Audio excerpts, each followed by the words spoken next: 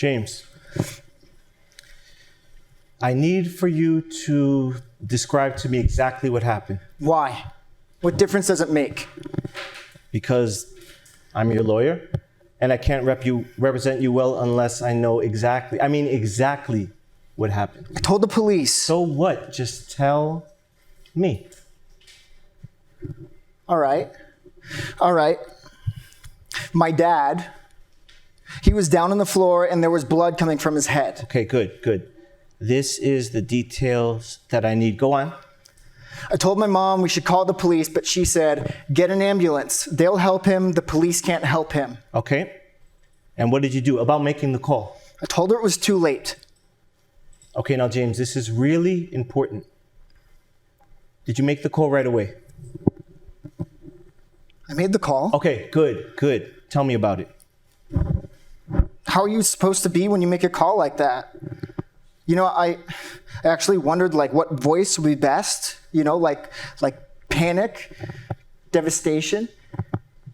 In the end, I put on this voice like I might cry at any moment. I knew I wasn't going to cry, but it's an easy voice to do. Well, why did you feel you had to put on a voice? You can't sound calm, can you? How'd it look? I told the operator that my dad was dead, and she said, what happened? And I told her he was dead on my kitchen floor.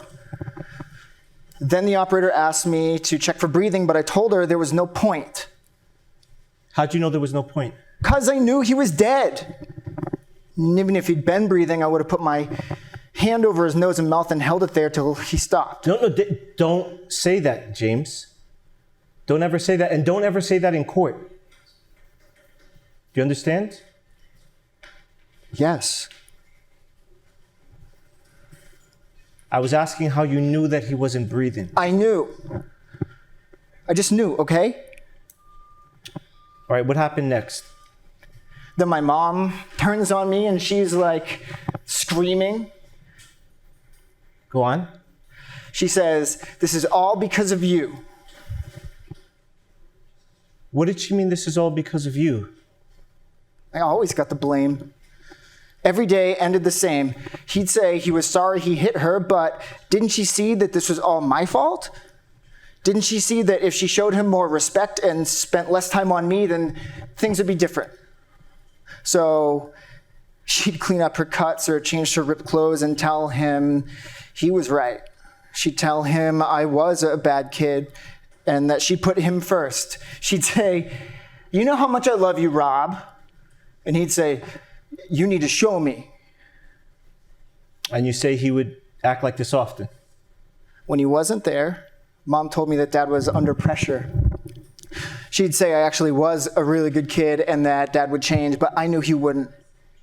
He beat her almost every night. And she told you not to tell the police? She made me promise not to tell anyone what he was like. Well, what did you tell the officer? That we argued, me and Dad. And? And that I hit Dad with a hammer. Right, but did you tell him why, James? What, because he hit Mom? No. James, your mother is saying that her relationship with your father was good. I know. That's my mom. James, I will give you the best defense that I can, but the jury's going to hear that a teenager lost it with his father and killed him with a hammer. I mean, do you understand what you're facing? Yes. James, you'll go to jail. Is there anything that you can let me tell the court so that maybe they can see why you did what you did? He's dead. It doesn't matter now, does it? You'll get a minimum 10 years. But if we can show mitigation... For the first time in my life, I know that my mom is safe, and that's a price worth paying, isn't it? James, you have to tell the court about your father's violence. I can't. My mom couldn't handle it. She's not the one going to jail. I won't break my promise. But I don't understand why.